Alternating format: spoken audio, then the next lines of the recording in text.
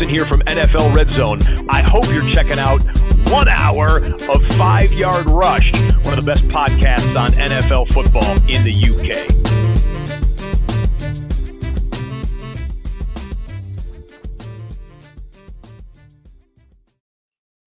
Yo, what's happening, Rush Nation? It is Murf here, back with a very special podcast.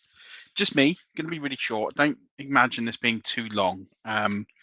And to be honest, for this one, I would recommend going to view the video. We have had some technical problems with streaming to Twitter this week, which has been more than frustrating. But if we still have those problems, I recommend going to find this one on YouTube, and I'll share it once it's out. And the reason I say that is really simple. It's just there's a visual to it, and I would recommend it because basically today I'm going to be talking about running back handcuffs and ranking running back handcuffs. So the Patreons who I talk to daily, and you can subscribe to our Patreon chat at patreon.com/5 Yard Rush. And for just a couple of pounds a month, can subscribe and get access to me pretty much anytime you like. We're in a WhatsApp chat. It's really productive and effective, and lots of questions get fired out. And this is something that came out of there in terms of running back handcuffs. And I was going to make this just Patreon only, but actually I felt like there's merit to do this overall. But I will actually share the table there that I'm going to show here, so they'll have access to it. So if you do want access to it, just subscribe to patreon.com/5 Yard Rush. Just a couple of pounds a month, and you'll get access to that. But I'm going to be talking through the sort of rest of the season rankings I have for running backs, and then on top of that, also the handcuffs. And the rest of the season rankings for handcuffs don't necessarily mean that I rank them in that order, and that's why I'm going to do this visually and sort of go through it all and explain sort of who I think are the top handcuffs and why, and some examples where I think some advantages can be had. This all really bores from the show last week. And the show last week, or actually on Monday, I should be honest with Dan, talked about bench strategy and how I'd be having less wide receivers on my bench. Certainly wouldn't be having tight ends or quarterbacks, barring sort of buys still coming up. And I'd be having, as many as 3 handcuffs, maybe even 4 in some cases. Because if someone goes down, that's your lottery ticket to propel yourself to a win in the playoffs when you might not have necessarily the best team or the best schedule. So that's the thinking behind it. It's just about adding those handcuffs, adding a bit more strategy to your team rather than just letting it play out and hope for the best. So just going to quickly open this up. And you should see it on the screen in just a second if you are watching live. Yeah, it should be there now, which is great. No. There we go. I'm going to do that. So it's much bigger and I'm much smaller. So yeah, I'm going to talk through these handcuffs and rankings, where I've got them for the rest of the season. And then on top of that, where I've got the handcuffs ranked. So let's start here I've got them here on the left of the projected starters, and then on the right hand side I've got the handcuffs as it is as of today, and this can always sort of change. And where I've got them ranked for the rest of the season, so I've put these in order of rank rest of the season. You'll notice it's not completely numerical because I do have a couple of the handcuffs, like for example Kareem Hunt, that are ranked a little bit higher. These players coming through for the rest of the season. So you might call this chalky. There might be some debate here. I've got Jonathan Taylor at 2 over behind Christian McCaffrey at 1. You can flip those either way. I think they're going to be pretty close the rest of the season. Dalvin Cook at 3, Austin Eckler at 4. I have these on half point PPR, by the way. Najee at 5, Nick Chubb, Joe Mixon, Zeke Elliott, DeAndre Swift, Alvin Kamara, Darrell Henderson, James Robinson, Saquon Barkley, Cordell Patterson, Leonard Fournette, James Conner, etc., and we go all the way down. Now, talked about these teams and these running backs. So, all of these I would imagine owned. Maybe Deontay Foreman might be the only one.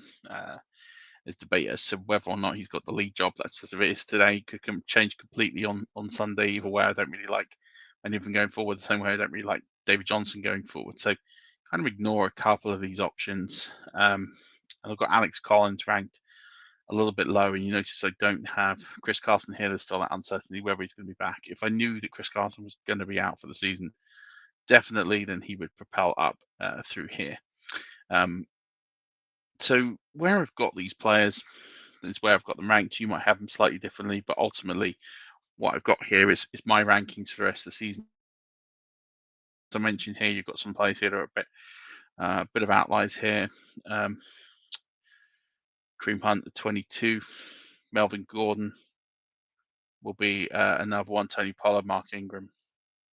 You have a few sort of outliers here on the screen. Darrell Williams, Ramondre Stevenson, because I think I've got him and Harris pretty much back to back rest of the season. To be honest, I could kind of flip them either way, and they're going to be pretty close. But this isn't how I would rank the handcuffs, and that's got to be really clear. Because if you are ranking the handcuffs this way, this is basically on the situation as it is now. But obviously, as players go down, situations will change. And players will go down. Let's get this right. There is almost zero chance all of these players here on the left-hand side will be fit for the remainder of the season. So they will change.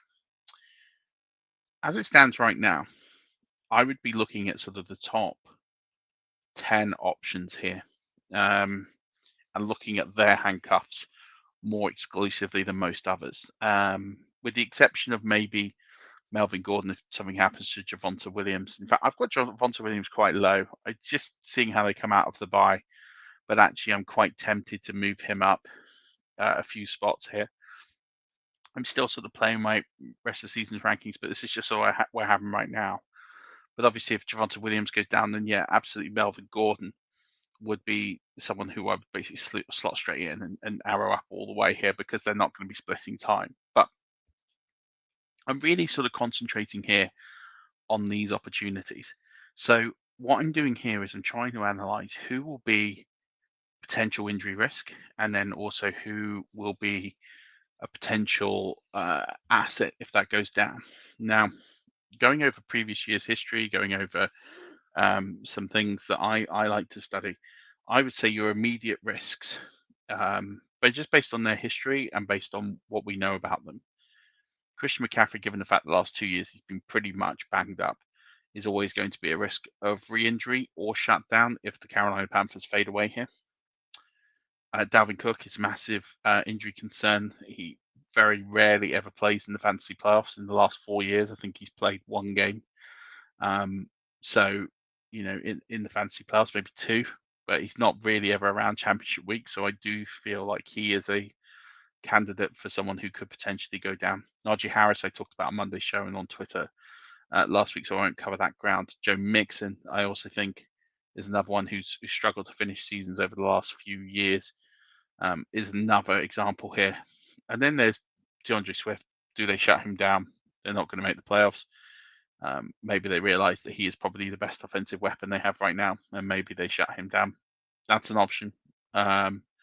So there's some aspects I would be looking at, especially Leonard Fournette as well. He came out on Twitter and had a go at fantasy owners. So it'd be interesting to see where his headspace is at. James Conner has also been known to pick up an injury or two. As well, Damian Harris is another one. As well, so there's a bit of a laundry list there of players I would be targeting. I haven't mentioned Saquon yet. Saquon, again, is another one. So then you look at their potential backups, and I would say for the backups here, the primary handcuffs for me, Alexander Mattison is probably number one, because the way they run the football and the way that they look at Alexander Mattison would be the player who I feel of all the guys here on this side would be the one that I'd feel ready to take over with a huge workload and would benefit the most. Number two would be Tony Pollard, because he's already getting work. And again, I think very similar. I think he will step into a very full workload. I would have, Kareem Hunt would also be in that conversation in the top three as well. I do think they'd bring back Dearness Johnson. I think there'd be some trade off though. But those three guys, I think, would be the absolute premium handcuffs Then it would go Chuba Hubbard. I think Chuba Hubbard, again, we've already seen this season, will put up very reasonable numbers should something happen there.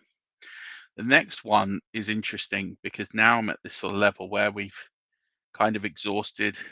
I mean, we already see what Mark Ingram's doing. He would be a case for that sort of fringe top 5. Same would be with JD McKissick. He's already proven that over time that he would be a peak top 5 handcuff. Chuba Hubbard, already mentioned. Naheem Hines would be in that conversation because he would pick up the Jonathan Taylor work. I don't think he'd get all that workload. I do think Marlon Mack would come in, but he could be someone that would severely be arrowed up as well. Ramondre Stevenson, we've kind of already seen if Damien Harris goes down, is primed for a very, very big role. Melvin Gordon, I've talked about, would already be a big arrow up. So all of those guys I've just mentioned would be a huge plus. So I'm just going to highlight these in yellow of ones I would say your premium handcuffs that I think you absolutely should be targeting. They might already be owned, and I would expect quite a few of these to be owned. But if they're not, these are the players I would say right now almost essentially have to be owned just due to the volume and workload that they would get should something happen to the lead back. And the reason I say this is, there's not that many of these guys. And so when we're looking at it, owning 3 or 4 is going to be significantly advantageous to not owning them and to missing out, and then they go on the waiver wire, etc. So I've highlighted here 12 players, and I would say these 12 players, maybe I put Naheem Hines, 13 players. So I've highlighted 13 players here: Hubbard, Hines, Mattison, Snell, Hunt, Pollard, Ingram, Herbert, McKissick, Wilson, Melvin Gordon, Ramondre Stevenson, AJ Dillon. Those 13 players for me have to be owned no matter what, because if their projected starter goes down, they're massively going to be picking up the starter reps and will get a significant share. And I don't think that's going to be the case with many others. Ty Johnson, potentially, if I had to have a second tier of guys, let's say I'm going to put them in orange. If I had a second tier set of guys who I think would get a reasonable amount of work, but not necessarily high volume potential RB1, RB2 work, these are the sorts of players that you could probably chuck into that role. Either because we've already seen it this season, or because just the advantage that you would get with them. So that would be them. That's who I would have. The other one I would have who's not on this list actually is part of the Raiders, and it would be Peyton Barber. And I would have him in that next tier. So he's not officially the next man up in the depth chart, but Kenyon Drake and Josh Jacobs are not the same level back. Peyton Barber would come in and take the snaps from Josh Jacobs. So I would have, and then maybe put Carlos Hyde in there as well, because I think he would get some volume. And Devontae Booker, we've already seen. So Devontae Booker would be definitely in that role. And the only reason I don't have Devontae Booker in yellow, by the way, is just because we've kind of seen this. He will put together the odd game or two, but the problem that we have here with the Giants is twofold. One, the schedule's not great, and two, they're just not a good football team. And so they're going to be behind in a lot of games, and they're not going to run the ball as much, and it kind of makes him situational. So he'll get some play, he'll get some volume, but I'd say no better. I wouldn't say he's as premium as these guys here in yellow. We kind of saw that he had 1 or 2 decent games, a couple of games he was pretty average, and that's kind of what you're going to get. It's worth owning, worth playing, but I wouldn't put him as a top tier priority. As we've got here, and then almost everyone else here, I can say you can almost exclusively just ignore. I would say right now, if I had to just have ones in red that I just think are absolute traps that you just don't need to really worry about, regardless of situation. It would be these.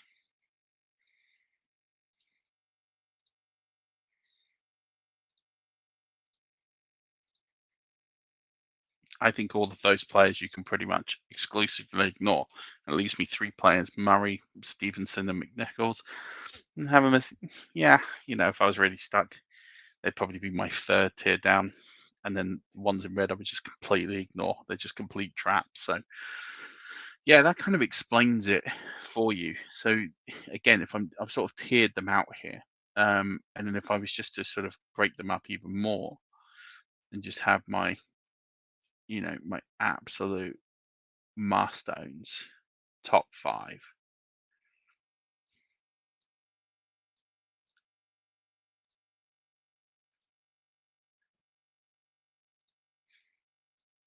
It's tough. I don't think I could give you just 5. Yeah, I can't. I would say those, just based off the volume you get in the game script. I'd say they are your absolute premiums. So I've tiered them even further for you. So the absolute bold is top tier premium. You must own them at all costs. Then you have your next tier down. And the only reason I got Dylan down there is just the schedule. I don't think it plays well into his hands. Hines, Herbert, McKissick, I still think they're top tier. I still think they're players I definitely would want. And I still think they've got the capability of being RB1s some weeks, but maybe not as frequently as the guys I've got in bold there. So, yeah, I think that kind of explains a lot here about what I'm trying to say here about running backs, and especially the handcuffs. You've got my rankings here on the left, which you can pause this video, you can take notes, you can screenshot, you can do kind of whatever it is that you need to do. And then exclusively, you've got my tiers. So the bolds, I would say, are the absolute premium. Then the yellow is top tier. Second tier down in orange. The white is kind of at all costs. And then the red is your trap plays. Just ignore them pretty much at all costs.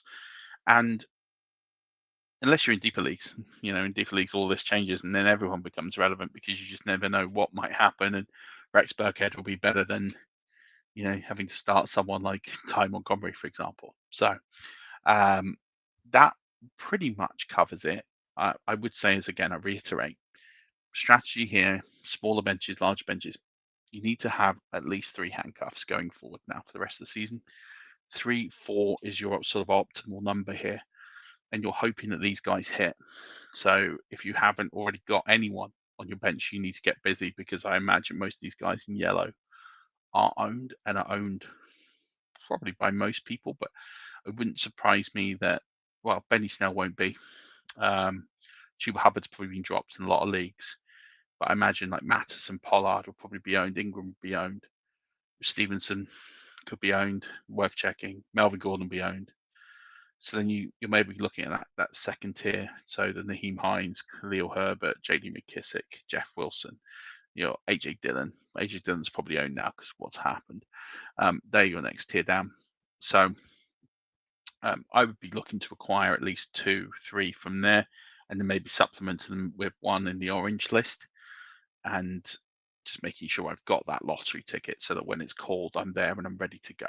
So that'll pretty much do it for this one. Quite short. Again, I recommend, if you're listening to this on the podcast, to go and find the YouTube video, and I'll add a link to it when it comes out. And yeah, just listen to it, watch it. Again, if you're part of the Patreon, I would send this to you. You can join the Patreon here.